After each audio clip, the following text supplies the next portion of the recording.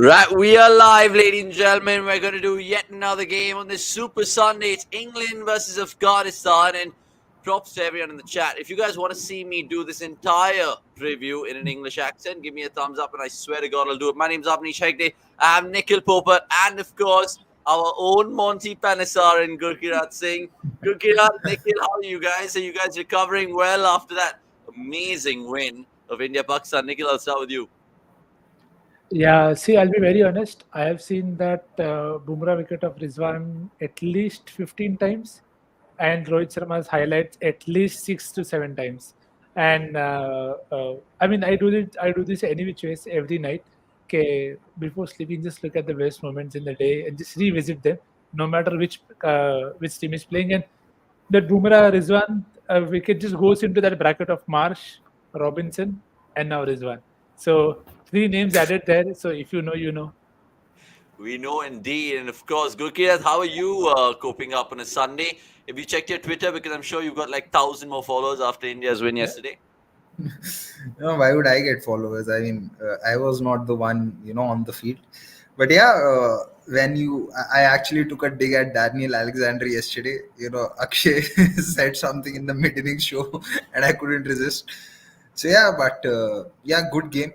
And I genuinely don't remember. Like, there's always a lot of hype for India-Pakistan contest, but I genuinely don't remember when was the last time India and Pakistan played out a close ODI game. I think it was probably in 2014 Asia Cup, but that's about it.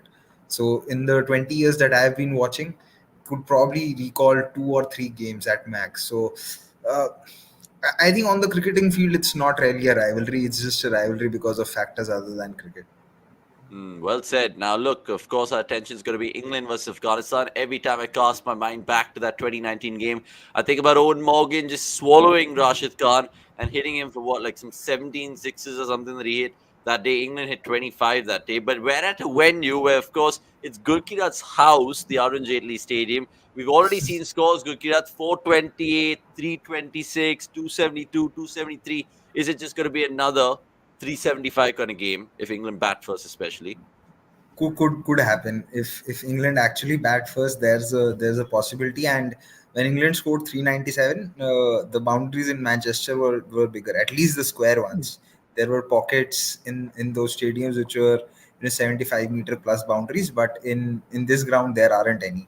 So if England bat first, there's a possibility we could see another 400 plus score, given if the pitch is what it has been in the last 2 games. The pitch report says that it is going to be like that, but let's see. Absolutely. By the way, all the guys in the chat, most welcome to, of course, keep your comments coming through. Just Cricket saying, hey, Avnish, where did you buy that England jersey? Looks fab. We bought it actually outside in the Narendra Modi Stadium, and I haven't worn it, but it smells so bad. Like, I'm like, why the hell am I even wearing it? Because I don't know what they make these jerseys out of. It just, oh my God, it just smells really, really bad. Pranav, good to see you. I hope today's game has 10%. If exam is Avnish has show to start with, I mean, absolutely. I've just been running out of energy, honestly. And why is my alarm going off when the game has not even begun yet? It's quite ridiculous. By the way, fun fact, Nikhil, Mohammad Nabi, the legend, the president that he is, 150th ODI game, man. Well done to him. Are you expecting fireworks from Nabi? Yeah, hopefully, at least with the bat, with the ball, I don't know. It's going to be, let's hope somebody miss it's kind of day from both sides. So, yeah, and he should also enjoy these conditions. Should come in straight lines. And we know a lot of teams prefer balls coming in straight lines. I like these little jokes that Nick makes because, of course, if you guys have been following us on cricket.com, Nick's personally as well, you guys would be laughing along indeed. Right, so what is the order of the day then, Gurkirat? Because we're, of course, building up to toss time. Or has it happened? Oh, it has. I think Josh England. Butler already won the toss. And what did he decide to do? I think Bowl. bowl. Bowl, baby, bowl. I mean, has he? I'm just waiting for the confirmation and then bowling first. Right, I mean, let's just get straight into it then because Gurkirat, Afghanistan seem like they're still having some elongated Asia Cup. They lost to Bangladesh and Dhamchala. They lost to India and Delhi. Now they'll play some of the other boys. It's going to be, of course, intercontinental battle. Can they have any sort of miracle in this game, or is it just be like, it's cool, yaar. 2 points again, gaya hamara haath se? I genuinely don't see where they can get ahead in the game because Faruqi is not taking wickets in the power play. In fact, I think in the last 5 games, Faruqi has not completed his quota of overs, and you know, Mujib has not picked up wickets in this World Cup so far. In the Asia Cup, he only picked one each, if I'm not wrong, in those 2 games that he played.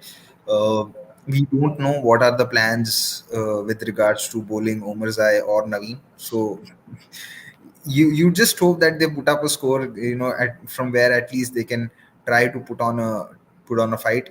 And it's a good thing, I think, that England have chosen to bowl first, because if England were batting first, then I think it would have been a game of first innings only, which it could still be, but at least even in that bit, Afghanistan might just be in the game a little longer. Okay. By the way, here's a fun fact if there ever was, Nikhil. If England wins this game, they would become just the fourth side to complete 50 wins in World Cups after Australia, New Zealand, and India. So there's a little bit riding on the line over there. Lots of people asking automatically questions about England. 50 David wins and how Malan many World Cups? in 75. what? 75,000 World Cups that they've taken to get there. No, just joking. I mean, I know they've created the game and all, but let's just give some credit to the Angrezi Logue indeed. What about them, essentially? I know they had that initial hiccup against New Zealand, Knicks, but do you think now England will storm their way back up, especially on the points table at least? Yeah, see, with the bat, it is never been a question that they have the people to do the job. It's with the ball, and which is why you saw Reece Topley coming in the last game, and it just showed what they missed in the first game. So hopefully he can do that. But what that has also done is it's pushed Sam Curran down. And now, if you want to use Sam Curran, then it is slightly tricky because you're going to use him in the middle overs, and this is again shorter boundary. So today could be the day you want to see people like Mark Wood, Adil Rashid also coming into the game. They haven't had the impact that we expect them to have. Rashid did take a few wickets against Bangladesh, but you haven't seen England bowl that well because even against Bangladesh, Leighton Das was happy to score a lot of runs, and so did Rahim. So with the bat, I don't think England have an issue. Their whatever opportunity you have versus them is with the ball, and I think batting first could also help Afghanistan here because if it's a good deck to bat on, you want your openers to get in and give them a platform. So hopefully that is what Afghanistan are able to do, and that will also test England a bit, and so that we get something out of the game to really talk about a lot more. Gurkira, do you think it'll pretty much be like how that India game panned out because Afghanistan batted first that day and they huffed and puffed a reasonable total, but they certainly need in excess of 300 to even stand a chance, or am I wrong? If they set up the same platform that they had versus India, then they could touch 300, because England's bowling is not as strong as India's. We've seen that now in those 3 games. So they do have a better chance if they're able to build a similar foundation. But it all just comes down to how, like Nikhil said, how can the opener set up for the other batters to come in. Okay, remember, we of course always discuss key battles, give you a little bit of trivia. We'll of course pick our X factors and not forget the all important predictions as well when we head on in this particular preview. But Nick's just mentioned a man there, and we're going to see him shortly. I'm talking about Sam Curran because what this boy does is, of course, takes a lot of wickets in the first overs.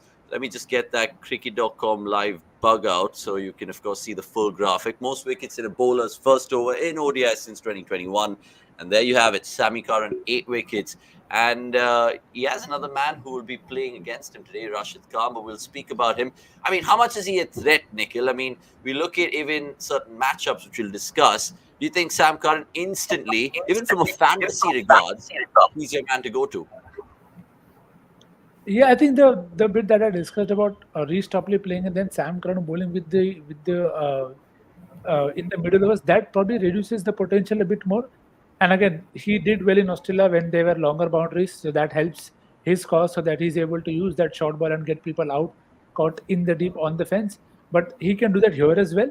But you just feel that the responsibility is a lot more now on the new ball bowlers to strike and set it up for the likes of him, Rashid, and Markwood in the middle overs. So then they are able to control the game from there. So again, he's a very crucial player. Definitely not somebody to miss out on. But there are areas where you feel that okay, Sam can be targeted, and he hasn't had a great time in India also. On an average, he's picked up 1 wicket per game in these ODIs that is played in this country. So T20 is a different battle because you have to go after the bowling after a point of time. But in ODIs, you have time. So that's where I think Sam will be I won't say challenge, but it will be good to see how what Sam comes up with. Okay, just a confirmation of the teams then, because as you can see below, we're putting out the playing 11s in Afghanistan. Just a solitary change. No Jabib, Najib is out playing, and Ikram comes in, and England are unchanged, of course. So let's, of course, move on and ask these boys about what they feel about certain matchups. And before we do that, we have to, of course, play the lovely sting of key battles.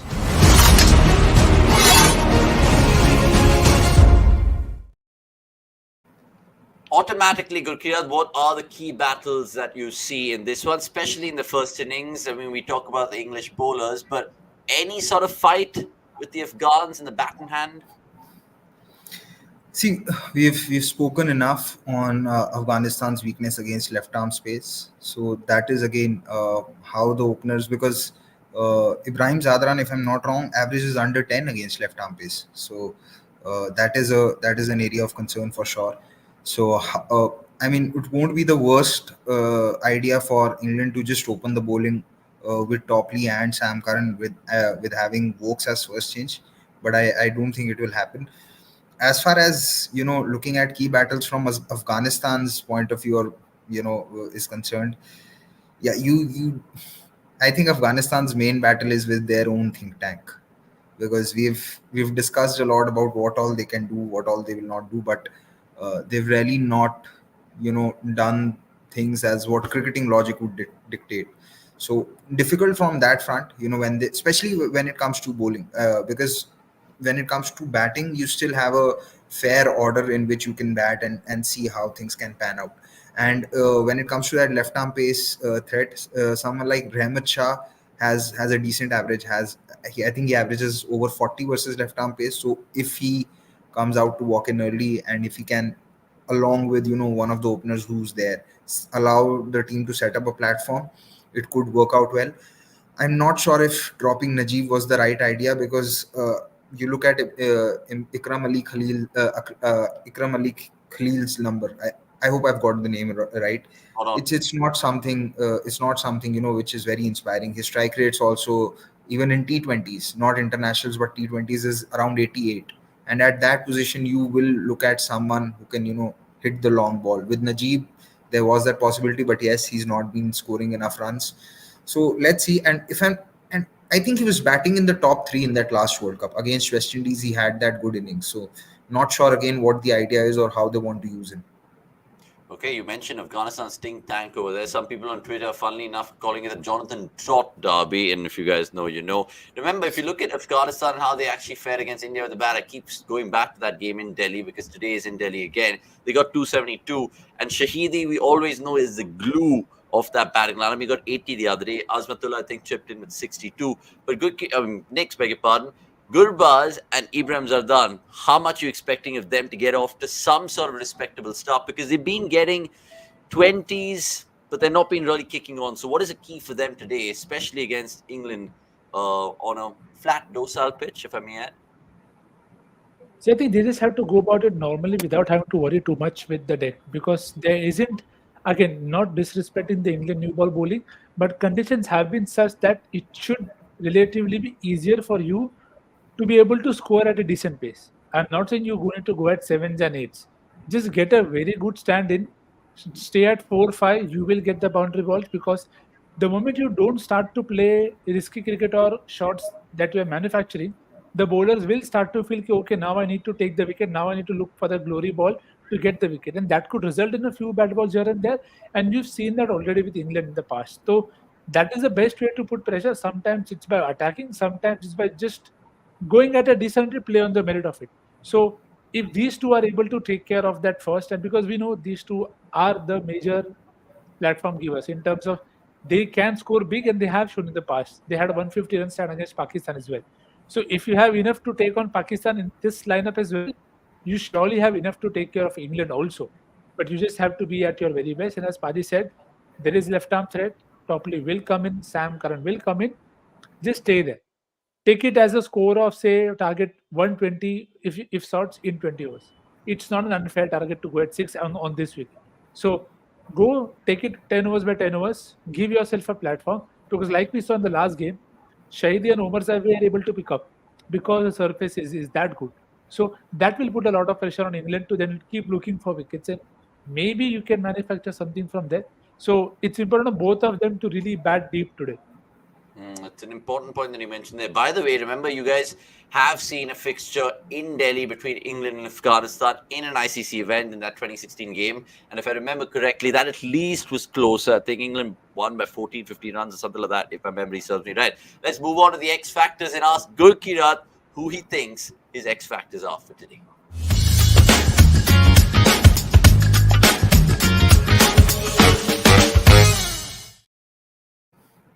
Is it the obvious ones we're choosing, Gurkirat, or are you going for slightly left field picks this afternoon? For Afghanistan, the X factor has to be the think tank.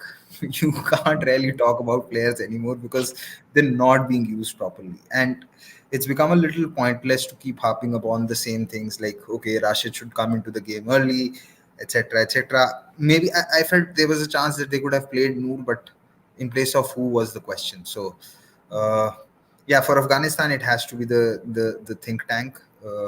For England, I feel Malan could do well, and because Johnny Bairstow has had his struggles versus Rashid, and yeah, if spin comes on early, then maybe he could be in some sort of a trouble.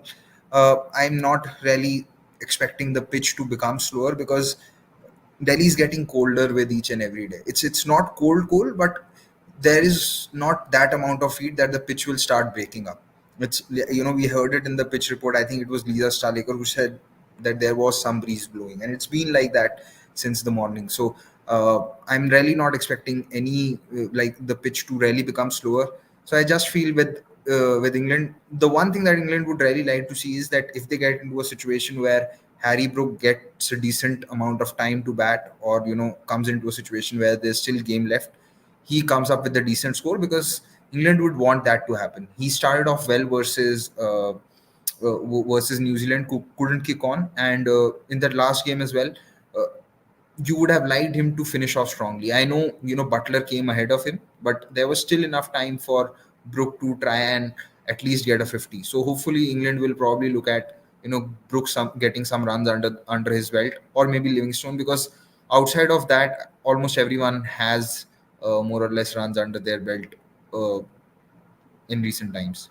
Okay, let's see if Nix agrees with that. But before that, Santa de Cruz saying which Rashid will have a better day at work, because of course it could be a battle of the Rashids as well. Speaking of one Rashid, let's just of course get that graphic done and dusted with. And the one that I'm of course alluding to is the main man from Afghanistan, because his impact in ODIs post 2019 World Cup. And as you can see there, Nix, talk to me about these numbers, and should you be worried if you're an Afghanistan fan? As Paji said, these numbers will have to be taken with a pinch of salt, wood, whatever you want to take it with, because the usage has been problematic. It's been like a template that this is where I will use myself, even when he was captain, even when he had others captaining him. So sometimes I feel in T20s they get it right, but in ODIs they just stick into the template. So you can see wicketless is enough 6 times, no wins, which is again very obvious.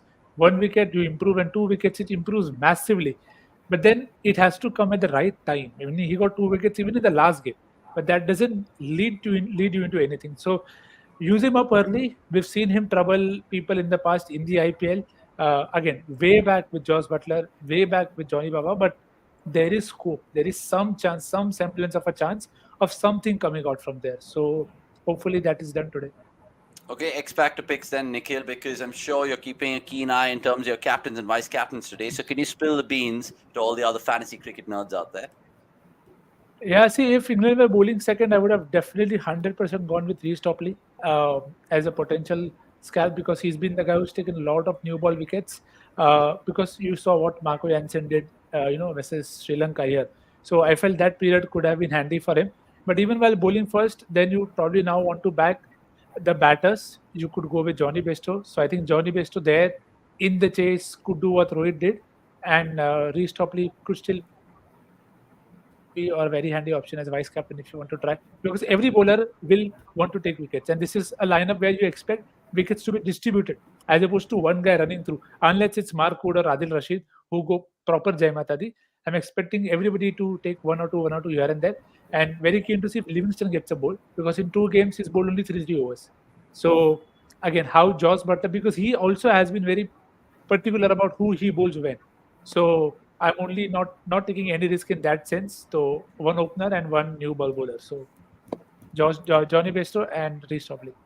Okay, you heard it here first, of course. And remember, lots of people in the comments getting chatty, which we love to see. Green is saying Delhi pitch used to be slow and spin in this World Cup, but it's been a batting paradise. Pranavanam going on to say dues on the cards, more reason to use Rashid as early as possible, maybe even in the power play attack early, because if you don't strike early, there's nothing.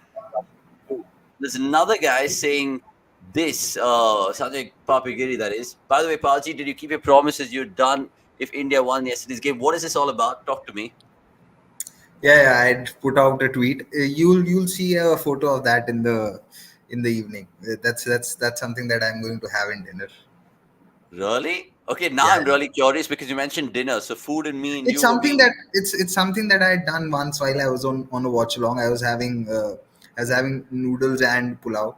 So this time I'm going to have noodles with rajma rice. It's people are thinking it's weird, but they don't know I've done it before. I've had it before, okay. so I just have Fair to. enough. Yeah, the strange combinations of food. I mean, I'm pretty sure it works well for you as long as your tummy is good after that. Now, Green is saying, why are you guys not in the studio? We're on our travels. We're still in Ahmedabad. So I've got some good juice snacks, turtle chips. I've never seen this. I'm not promoting any brands, but this should be a good snack to see Afghanistan go against England today. And before we wrap up proceedings, we'll just, of course, get the boys' predictions. But before that, we'll, of course, show you the points table right now, how it stands. Because India, of course, dominant as you can see after that win against Pakistan. New Zealand, of course, joining them with 6 points on top. And if England win today, they'll move not to 6, but they'll move to 4. And South Africa, well, they could also join India and New Zealand. But Afghanistan have definitely been the worst so far. And I don't want to kind of keep rubbing it in their nose, but that's the truth. And that's the points table. Lots more available on cricket.com, of course. You guys can check it out. In fact, Pranav Anand going on to say quite a few things about our app, which is always good to see because he says, where is that comment? Because I think it just passed my eye. Yeah. By the way, lovely article by Anirudh on the website about Bumrah. Yeah. If there's any spell that needed to be dissected with all those numbers and graphics, this is the one. So you can get all of that and much more. I think you should guys check out our live blog if you guys like written content, so on and so forth. Ankar Bishwas, always good to see you. He's saying in India, New Zealand, South Africa, and England will be the 4 semi-finalists. Let's see if that comes to fruition. Right, we have a couple of minutes left in this preview, boys. So what are we going for in terms of score lines?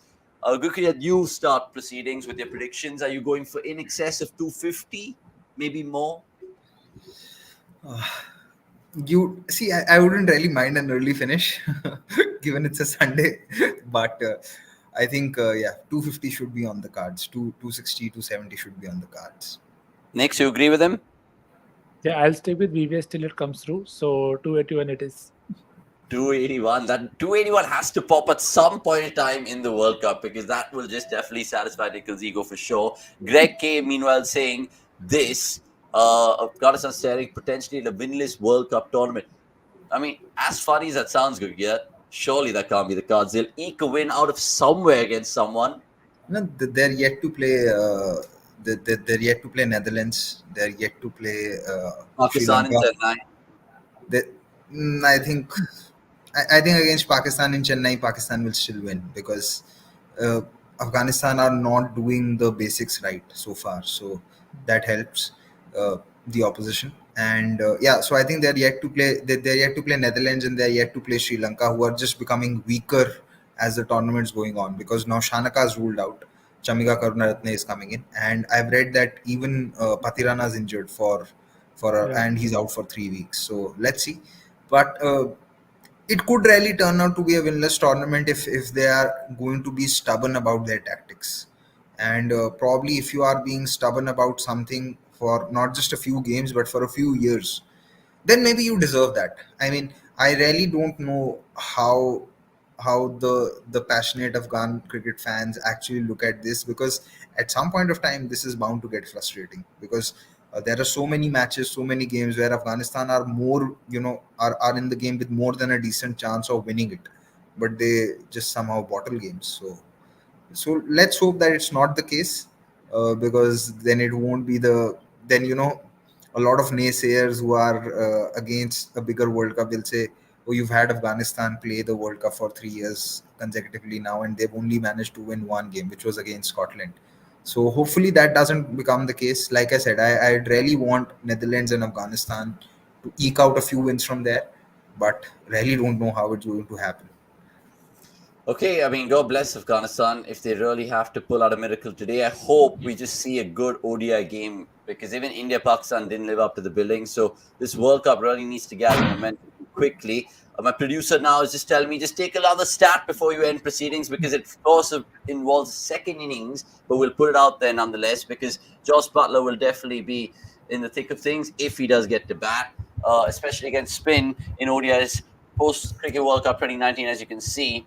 I mean, look at those numbers. I don't have to tell you more because in the 8 innings, he's got out 4 times to leg spinners, and the other spinners, well, he's dominated them and is chalk and cheese. And that one, more stats like this available on cricket.com, of course. So do not forget to check our website and app out, and of course, subscribe to us on YouTube and check our social media handles out. We'll just take a last couple of fun comments because Ankar Bishwa saying they're yet to play El Clasico of Asia Pak versus Afghanistan.